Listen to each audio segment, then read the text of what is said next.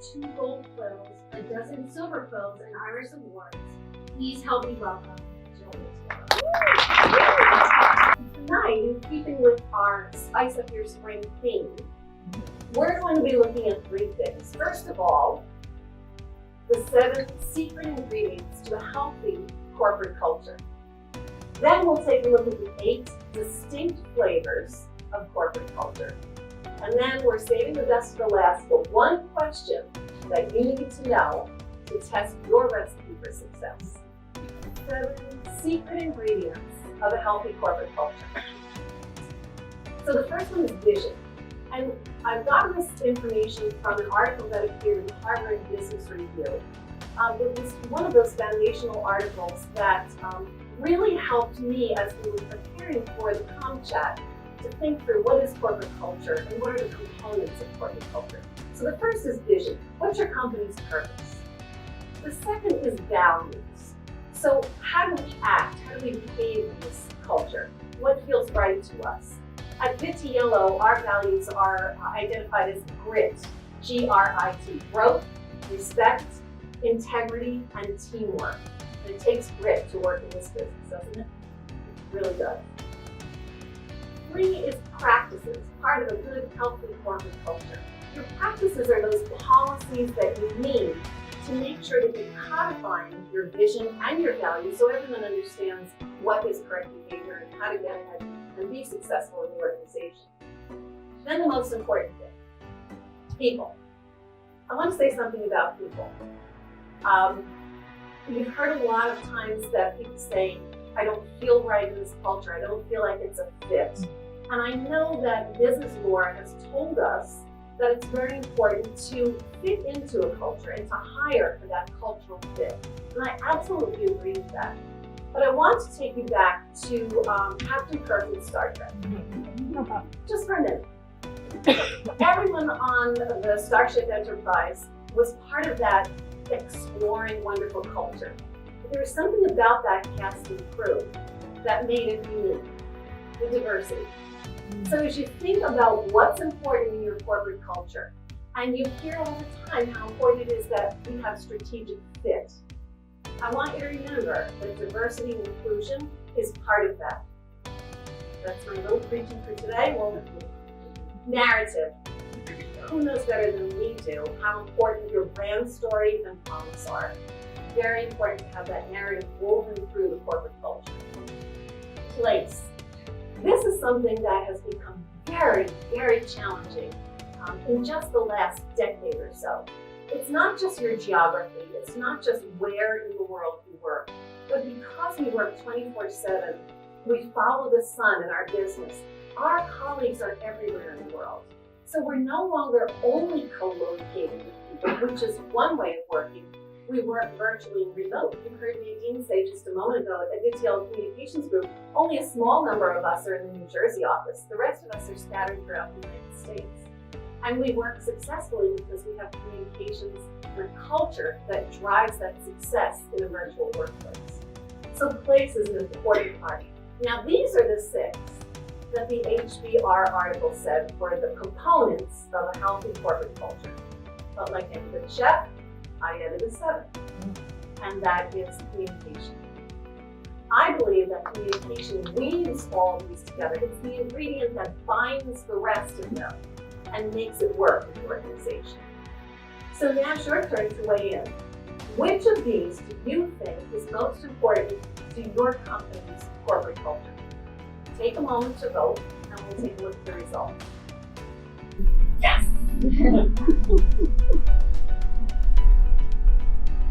Researchers were trying to convince readers of HBR and other leaders that a strong, healthy corporate culture can help organizations perform better and be more successful.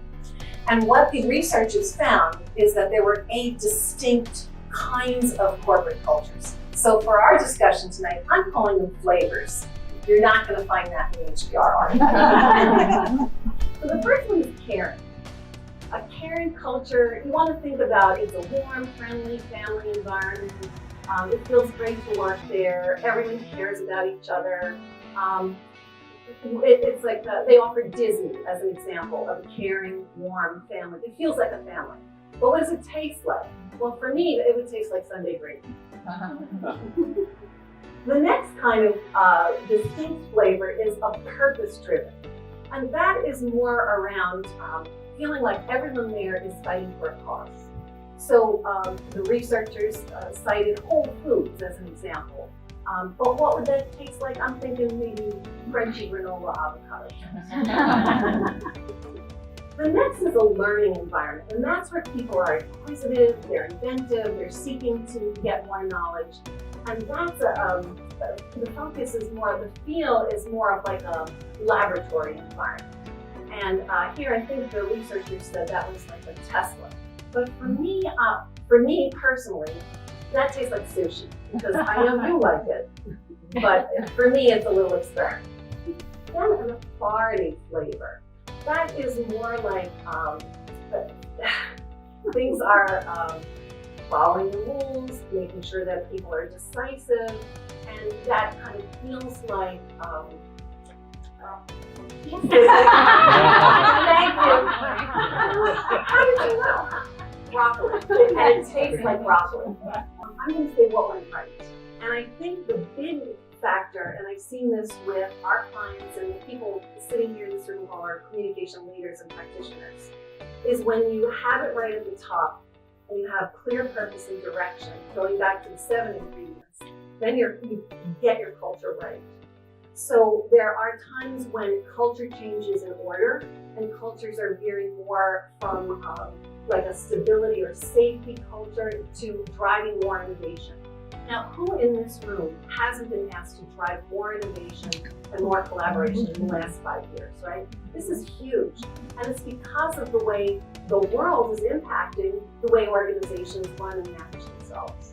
So I think if we get it right at the top and our leaders are working towards creating a culture and an atmosphere where people can thrive and do their best work, then I think you're going to see a healthy, balanced culture. You enjoy cooking? Me? And you see this? Thank you so much for giving me this image. This lady's tasting her recipe before she serves it.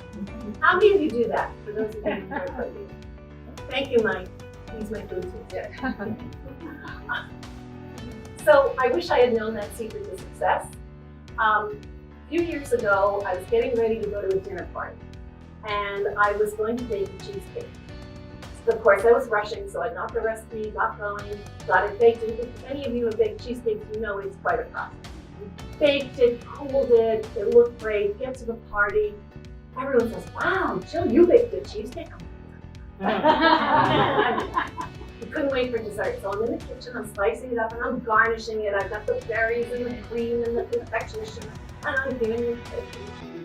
But I stayed back in the kitchen, cleaned up a little with my friend, and I walked out into the sunroom where the party was taking place, and I noticed there's plates of cheesecake.